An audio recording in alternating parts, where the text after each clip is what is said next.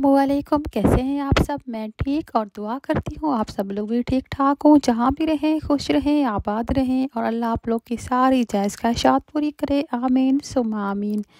तो आज की वीडियो में बात करेंगे।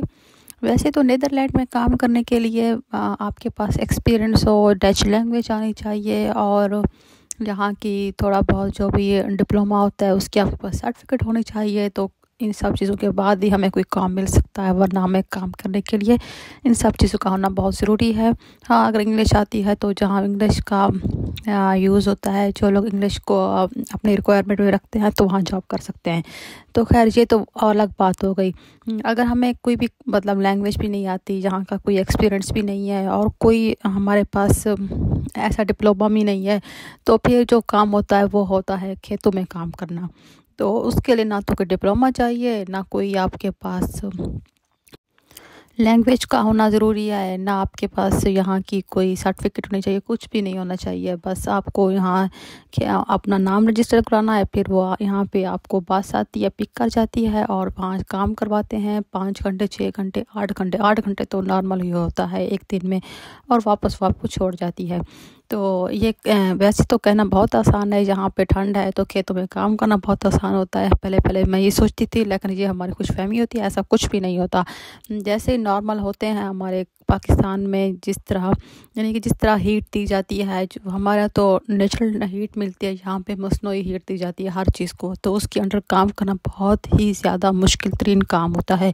ये काम जो है यहाँ पर ज़्यादातर लोग जो होते हैं, जो पहले पहले यहाँ पे नीदरलैंड में लोग थे ना, वो तुर्की से लोग ले आए थे यहाँ पे काम करवाने के लिए अपने खेतों में। तो तुर्किश ने किया था। अब उसके बाद अब बुल्गार एक मुल्क है, तो वो भी तुर्की के आई थिंक करीब है, तो वो लोग आजकल यहाँ पे बहुत ज़्यादा ही काम करने जाते हैं इस तरह के खेत में। उन लोगों ने बहुत ज़्यादा काम किया था तुर्किश ने, तो उनको तुर्किश और मिस्र वालों को तो नीदरलैंड ने फ़ायदे भी बहुत ज़्यादा दिए हुए हैं।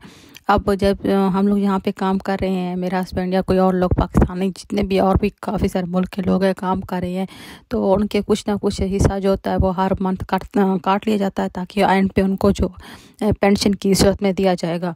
तो हम लोग अगर यहीं हलैंड में रहेंगे तो हमें पेंशन मिलेगी, अदरवाइज़ अगर पाकिस्तान शिफ्ट हो जाते हैं तो हमें कोई पेंशन वगैरह कुछ भी नहीं मिलेगा।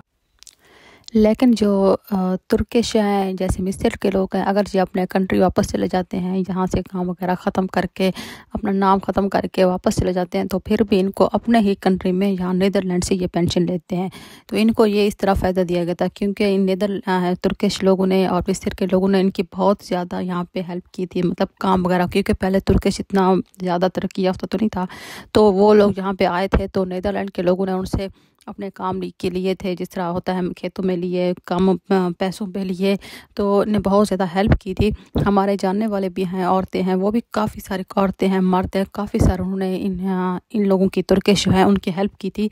तो अब उन लोग के लिए ये बहुत फ़ायदा है। लेकिन जहाँ पे काम करना बहुत ज़्यादा ही डिफ़िकल्ट होता है, क्योंकि 43 इतना उसका वो टेम्परेचर होता है, तब जाके तो कोई फसल उगती है। तो इसके अंदर मसनूई हो ऊपर से, तो फिर बहुत ज़्यादा ही मुश्किल होता है यहाँ इसके अंदर इस टेम्परेचर के अंदर काम करना, और वो भी पूरे 8-8 घंटे यहाँ पे काम करना। और सुबह सुबह जाना होता है, क्योंकि दूर दूर खेत होते हैं वो। ये और बात है, पिकिंग ड्रॉप उनकी अपनी होती है, वो फ्री होती है। लेकिन ये काम बहुत ही ज़्यादा मुश्किल होता है, जितना हम लोगों ने सुना है तो उससे जो ही मालूम होता है कि ये यहाँ पे एक सबसे मुश्किल काम जो होता है वो खेतों में काम करना होता है। तो इसलिए अगर बंदे के पास कोई एक्सपीरियंस या कोई ऐसी चीज़ हो तो वो तो बेस्ट ही होगी, वरना इस तरह इस खेतों में, इस जगहों में काम करना बहुत ही ज़्यादा मुश्किल है। क्योंकि यहाँ पे मौसम ज़्यादातर सर्द रहता है, बारिश रहती है, तो उस तरह तो कोई भी फसल नहीं वो ग्रो कर सकती। तो उसको ग्रो कराने के लिए फिर मसनूई टेम्परेचर, मसनूई सब कुछ उसको फराहम किया जाता है, जिसके अंदर जो लोग काम करते हैं उनको पता होगा वो किस मुश्किल और किस तकलीफ़ में यहाँ पे काम करते हैं, तब जाके ही ये चीज़ें यहाँ पे इन लोगों को फराहम होती हैं। ज़्यादातर चीज़ें ये लोग खुद ही अपनी ग्रो करते हैं। कुछ चीज़ें ज़ाहिर बात है ये बाहर से भी मंगवाते होंगे, लेकिन ज़्यादातर चीज़ें जो होती हैं ये खुद ही अपने ही मुल्क के अंदर उगाते हैं, और फिर खुद ही वो इनकी अपनी चीज़ें होती हैं। तो इस तरह मुझे लगता है सबसे मुश्किल काम जो है वो नीदरलैंड में वो ये है कि यहाँ पे खेतों में इस तरह काम करना। बाकी और इन्वायरमेंट वगैरह तो बाकी अगर किसी और जगह काम मिल जाए तो वो इससे बहुत ज़्यादा ही बेस्ट होगा। हाँ, ये हो सकता है इसकी सैलरी शायद थोड़ी सी ज़्यादा हो सकती है, लेकिन बहुत ज़्यादा फिर भी नहीं देते ये लोग। ज़्यादा उन्हीं को काम देते हैं जिनको कोई ज़बान वगैरह नहीं आती, तो उनकी मजबूरी होती है, उनको काम करना होता है, उनके पास और कोई रास्ता भी नहीं होता।